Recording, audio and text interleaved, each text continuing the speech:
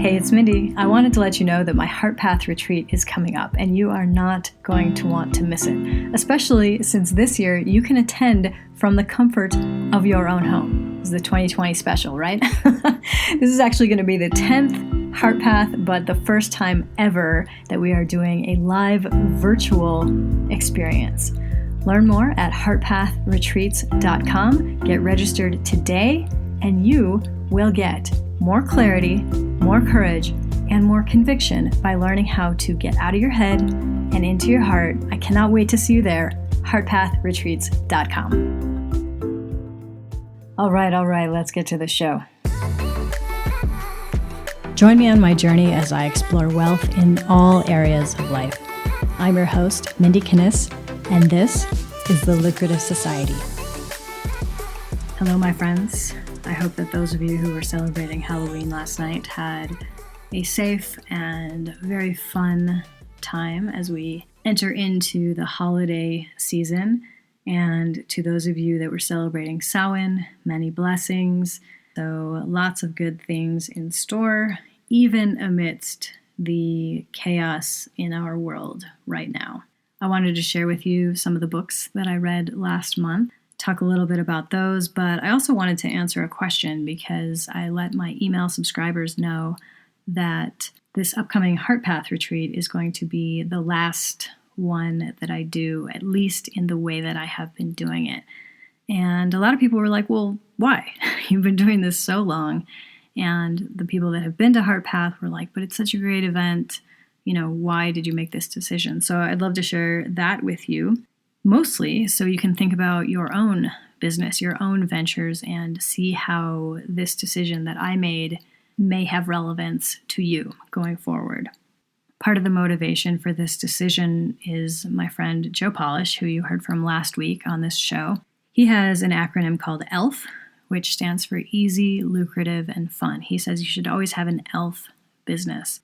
And over the course of this year, one of the things that I have done is hired lots of coaches. I've invested in programs and courses throughout this year because what I believe to be true is that if the circumstances that we are seeing on the outside, that is our current reality, if that's not exactly what we like or what we are wanting, the main part of the work that we need to do is internal. And yes, there might be some external strategy or tactics or whatever, of course, but by far the majority of it is an inside job. So I've really dug into doing the work this year, and that's everything from business coaching to personal coaching to spiritual development stuff. I mean, all across the board. I don't think you can leave any aspect of life untouched or unexcavated. All these different things. And one of the main points that keeps coming up for me from all of these different influences has been focus. The idea of, you know what, you probably don't need 13,000 different programs. Because when you have 13,000 different programs that you are attempting to run, even if they're not all simultaneous, that is still splaying out your energy for marketing, for strategy, for sales, for whatever else. And how powerful can that be if it's splayed out in all different directions? Really, what would be better is if you bring it in, limit the number of programs or courses or whatever it is that you're doing, and really focus in, really develop those one or maybe couple different things. So I've been looking across the board at all of the different things that we have offered over the years at Lucra, and there are a lot of different things. A lot of you have been to a lot of different of our events, gone through different programs, had different topics. I mean, there's so many different things. So I was thinking about Joe and his concept of ELF, easy, lucrative, fun. And I was putting my programs through that concept and saying, you know, which ones are ELF and which ones are not. And with Heart Path, even though it has just been a fantastic experience over the years, it wasn't easy. It definitely did not have that E factor. It wasn't easy because probably I was more interested in marketing some other things. So it wasn't always easy to get butts in seats, as they say. And it's also not lucrative. HeartPath has always been a very small event, and I kept it small on purpose because I wanted the intimacy and comfort of a small group. So generally, when I hosted the live event, it was 20 people was sold out. Most of those years, at least for the recent years, it was always sold out, which was cool. But definitely wasn't lucrative with all the different costs of hosting a live event. So it's already got 2 strikes against it. It wasn't easy, wasn't lucrative. And then finally, fun. It absolutely was fun because my whole thing for creating HeartPath was, look, I would be doing these things anyway. I love hiking, so we go hiking at HeartPath. I am interested in personal development and spiritual growth and all of these things. Like, that's what HeartPath is. So yes, it was fun, but that's only 1 out of the 3 requirements for an ELF business or ELF program. So I was thinking, all right, well, I've really just been holding on to this thing because it's not like it just has become not easy or just not lucrative. It's been like that for a long time, but I loved it so much because of just the powerful experiences that people had. You know, people would come back year after year. There's I think a tie for the person who has been, or the people who have been there the most. And I think that the highest is 3 different years people have come back. But I got to let it go. I want to do other things. I want to focus in and make some of my other programs more ELF. That means that this upcoming HeartPath, which is happening virtually, of course, in 2 weeks, is going to be the last one. The only reason I say that is because I know that some of you have had it on your radar for a long time. I've been running this thing since 2011. So there are people I know that year after year, they're like, oh, I'd love to come, but maybe next year. Okay, well, now's your time. So let's do it. Let's get in on it and make it a great last experience. I know that it will be a powerful experience for you. If you're interested in learning more, check out heartpathretreats.com. All right, so now I want to switch gears here and talk about some books. Really, why I am bringing up books all the time is 1, I love them. And 2, it goes back to that kind of easy, lucrative, and fun. The whole point of creating my freedom coaching business is to be able to do the things that I want to do. One of those things is having time to read. I read every day. I make it a priority, and I enjoy it. If your business, and I meet so many of you who are inundated and overwhelmed in your own business, like you created that. I want to just remind you that the whole reason that you probably started the business, I mean, maybe there are those of you that were like, nope, I'm just in it for the money. Okay, like, cool, go do that. But I that doesn't work for me. I would rather be healthy, happy, and third on my priority list would be the money. But anyway, all that is to say is that I have 3 books to share with you that I read last month in October. The first of which is called The Power of Consistency. The reason that I chose this was consistency has been one of my downfalls. When I recently took the Gallup Strengths Finder test, I don't have any of my top strengths in the execution field. Also, I'm a quick start on the Colby. Like, I like starting things, but the whole consistency bit, it's just not my thing. I get bored with it. I want to do something different. I want to do something new. And I know that a lot of entrepreneurs have that same experience. Like, that's why we got into business in the first place, because we were really fascinated by starting something or building something. And then we're kind of like, all right, what's next? So this book, The Power of Consistency, is by a guy named Weldon Long. And I would say it was okay. I gave it 3 stars. On the positive side, it was a great reminder of some basics, like how the reticular activating system works. and how mindset works. So always good reminders. Can't say anything negative about that. One of the things that I did enjoy, I'll actually play you this clip. This is him reading it. Whether your challenge is a slow economy, cheap competitors, no access to capital, worthless leads, unqualified customers, or a boss you'd like to meet in a dark alley, everyone has something, or several things, keeping him or her from wealth and prosperity. And if you are waiting for these obstacles to magically disappear so that you can be wealthy, you might as well get used to being broke. They're not about to pack up and move on to make your life easier. You'll have to find a way to succeed and prosper despite them. The only real question is whether you are going to let the obstacles put a boot in your ass or whether you are going to put a boot in theirs. As you probably can guess, I like a little sass, so I appreciated that, putting a boot in the ass of the obstacles. Because look, we're going to have obstacles. Talk to me about 2020. Holy smokes. How are you going to respond? What are you going to do? The obstacles are going to come. How are you going to get through them? Or how are you going to react or respond to those things? I liked that. Another good reminder from this book is when he's talking about what you think versus the outside reality, the outside circumstances that you are experiencing. And he says what you think isn't always consistent with the facts and objective reality. And because of this, reality is sometimes irrelevant. I liked that because both in my own life and in the lives of clients, it's very easy to say, oh, well, it's because of this, or to have some reason or to have some excuse rather than have a result. Reality is or can be irrelevant. What is the reality that I want to create? Now, Weldon Long, he has a pretty interesting story. He was in prison based on a long life of crime that he had, and he really came to personal development and personal growth while he was there and made the choice to turn his life around.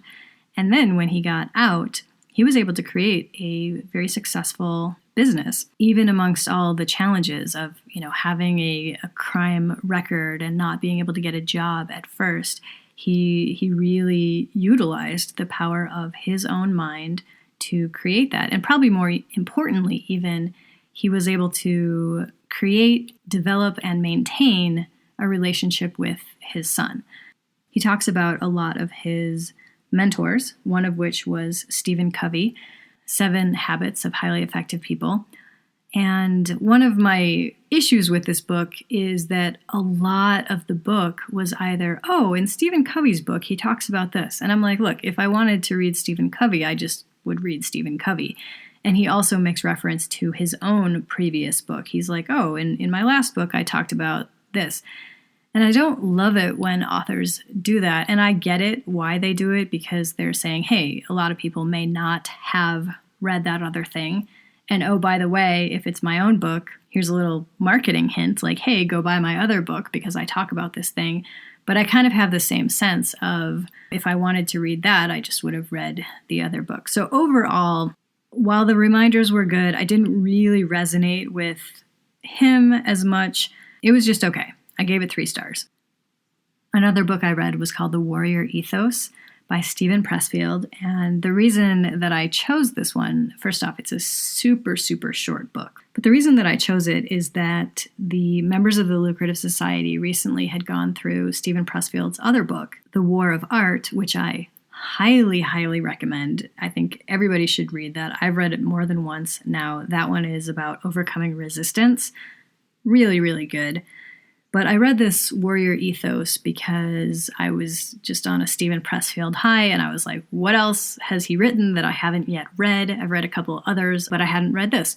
So I checked it out, and what I thought that it was going to be was not exactly what it was. I was thinking more along the warrior mindset, which of course any of us can experience. The warrior mindset to me is somebody that faces life's challenges head on.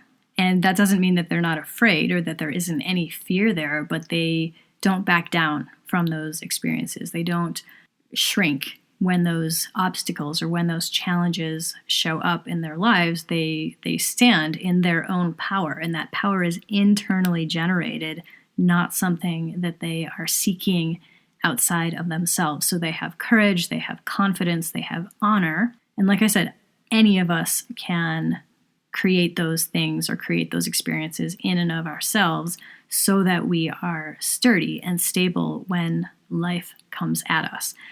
And so while it was that to a degree, what it was more about was looking at actual warrior societies, which is interesting, and also the military, which I hadn't even really thought about it in that sense that, this is like our modern day, at least in the US, warrior culture. And he looks a lot at, okay, what happens then when they come back as a civilian after being in a war experience?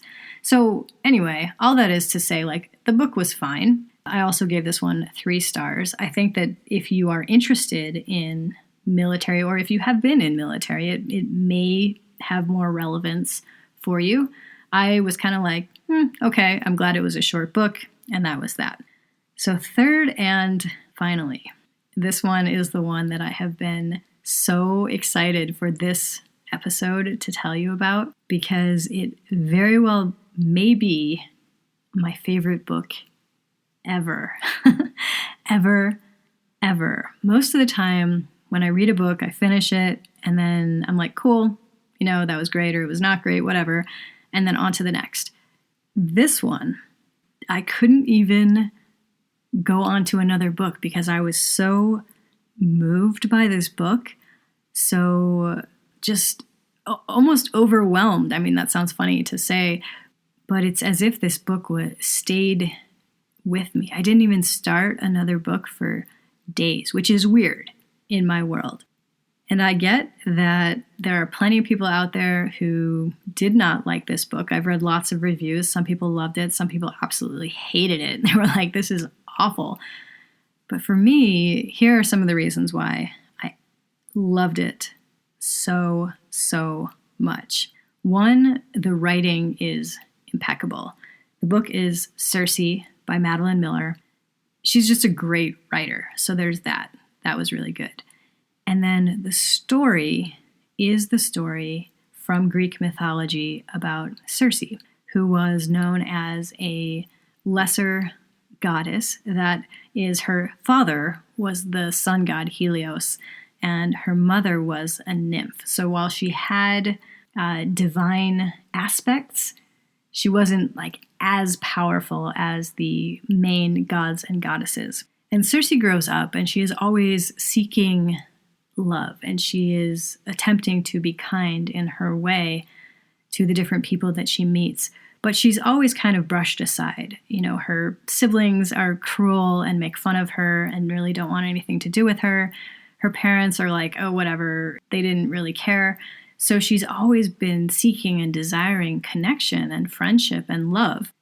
And the story goes through eons. I mean, since she is a divine being, she didn't die. So there's thousands upon thousands of years. She interacts with many of the characters from Greek mythology. Probably most notably, she's talked about in the Odyssey when Odysseus comes to her island. She ends up being banished to an island, so she has to go live on this island of Aiaia by herself.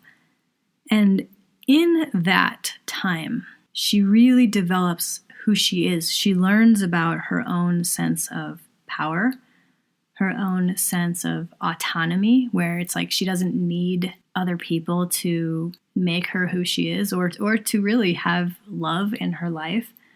She understands to a greater extent her unique talents and skills, and she puts in the effort to figure those things out in a variety of different ways. So she develops this skill of witchcraft or sorcery or casting spells, and she really has a talent at that. And there's so many different things that happen. I won't spoil the book for you, but it's such an extraordinary story. This is probably my favorite quote in what may be my favorite book. She's talking about Daedalus. Daedalus was the father of Icarus. And if you're familiar with Greek mythology, Icarus was the one whose father made him the wings so that he could fly, and then he ended up flying too close to the sun. The wax of his wings melted, and he fell into the ocean and died. So Daedalus then has lost his son and is grieving, but prior to that had also developed this very mature and very beautiful relationship with Circe. And they only saw each other a handful of times, but it was like that soul level connection. And this is what she says after Daedalus, who is a mortal, has passed away. Daedalus did not long outlive his son. His limbs turned gray and nerveless, and all his strength was transmuted into smoke. I had no right to claim him, I knew it. But in a solitary life, there are rare moments when another soul dips near yours, as stars once a year brush the earth. Such a constellation was he to me.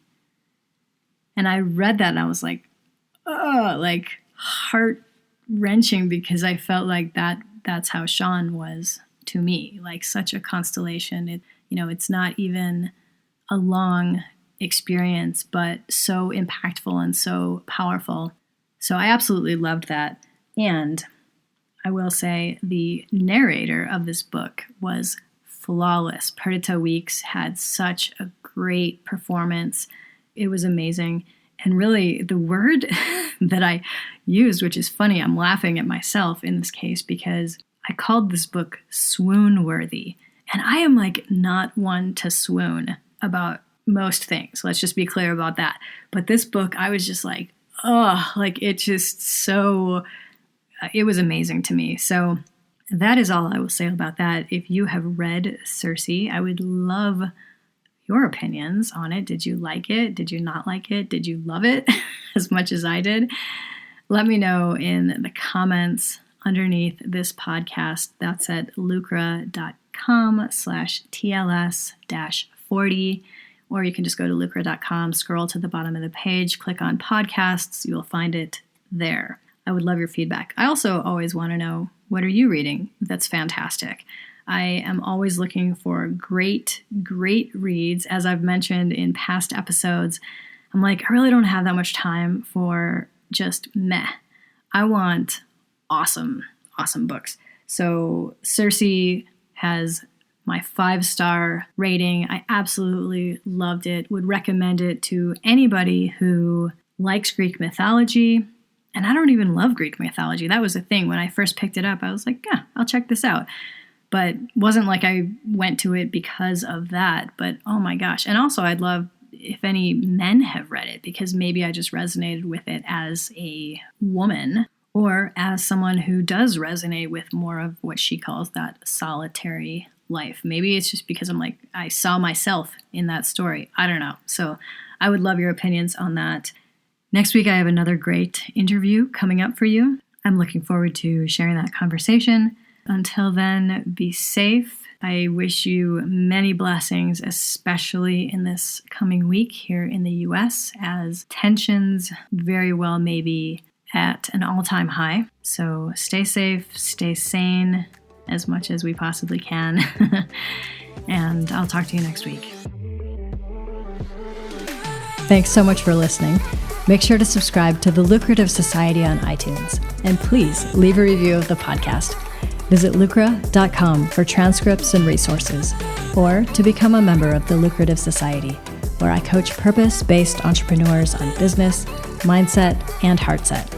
Lucra, where wealth equals well-being.